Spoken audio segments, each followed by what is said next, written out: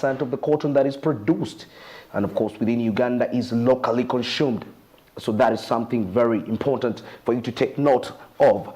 And now maybe still on the textile industry, as Uganda eyes world silk market definitely as supply drops. Regarding that, actually this is information that came from the parliament regarding that, and of course definitely it's good news for Ugandans out there to get involved into commercial farming as they are growing silk right there. All right, at this particular time, let's get into an insight regarding the textile industry in Uganda. Definitely I'll be returning with more highlights. You are welcome, Smart 24, to Uganda Tailors Association office. The first issue is about the performance in textiles in Uganda.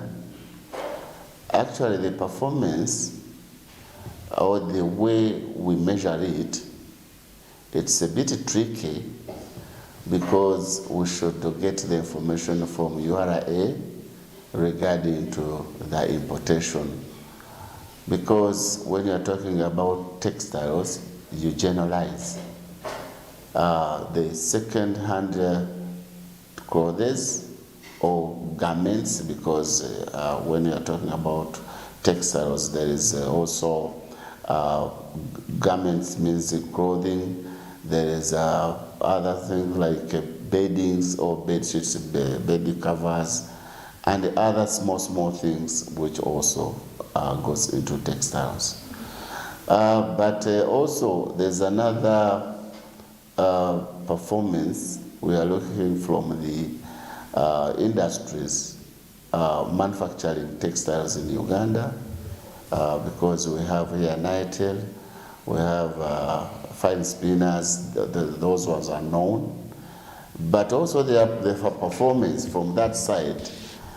Basically, it's also tricky because fine spinners doesn't have any shop in Uganda here. That's where you can go and purchase a product or a material. But Nitel has, and also has the agents where you can purchase. So the performance from that side angle, it is visible because, you know, Nitel is manufacturing school uniforms, bed sheets, and other materials, whereby we can purchase, and you know, we find it in every corner. But actually, also we are looking in terms of the volume.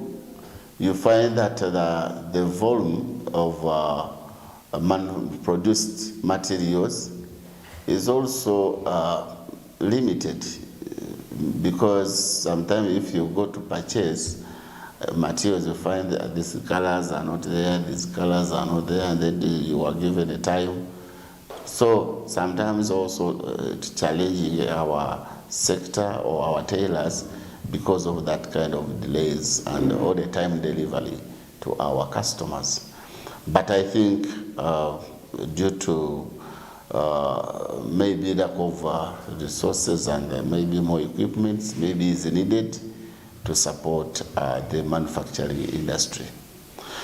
Well, in imported textiles, that one, the performance is limited due to the prices of these fabrics. It's very expensive because URA over-levied the taxes, and yet they know that these materials are not manufactured in this country. But we are in understanding to see that we have a room to discuss how we can handle, so that the tailors enjoy, or the tailors getting business from affordable materials. Because if you buy a meter of a fabric and you are going to design, let me say, a shard, you'll find that the cost of the materials, it is expensive rather than buying a already-made product.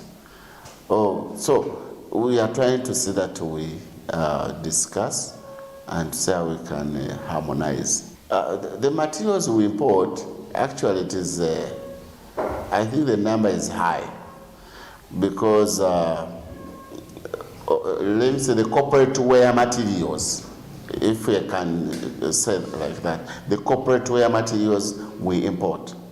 The curtain materials we import. The chair materials we import. You know, there's a lot we import. Even the bed sheets in some bed sheets they call the Canon, the corporate, you know, bed sheets also we import. So there's a lot of materials we import. So, but it is expensive. Sometimes it limits us to do our business as tailors. But I think we, as I said earlier, that we are in the discussion with the RA so that our tailors gets business. Actually, that one I'm straight, that it is no. Because we have no industries yet, but we have a plan, the programs there, that we are going to have those industries here in the country in coming years.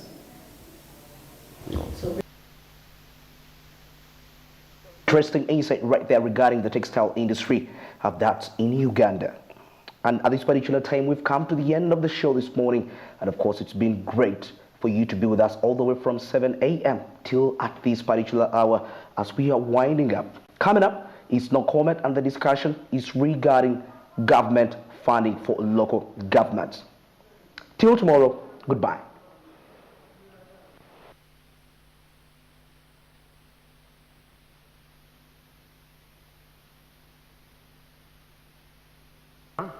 From your communication, permit me, on behalf of the National Resistance Movement government, to convey our condolences to the families of the 11 children and to the families of the police officers who were killed. I believe that the responsible arm of the state is doing all it takes to investigate the incidences as by law established.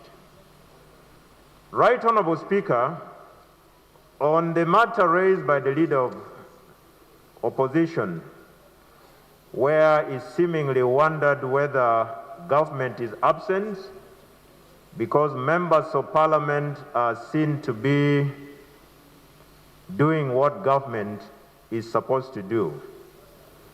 First and foremost, I want to affirm that government is present. The people of Uganda unanimously entrusted the National Resistance Movement in the next 5 years, and we are, in the circumstances, providing leadership. Right Honorable Speaker, I beg to humbly propose, because as parliamentarians, one of our roles is oversight.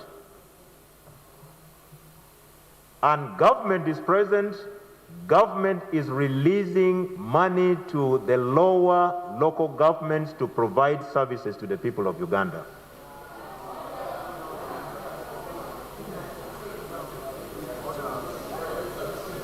Right Honorable Speaker, however little it may appear, you are all aware that the country runs a cash budget.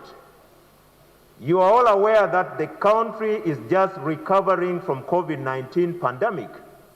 You are aware that we even have another pandemic of Ebola.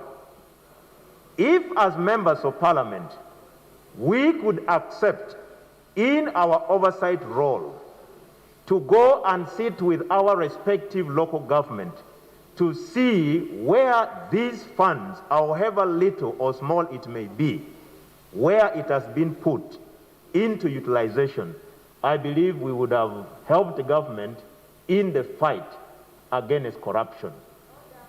This is my humble suggestion and appeal that as members of parliament, let us take it upon ourselves.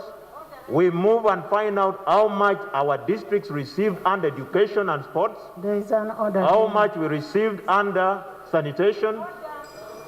There is an order.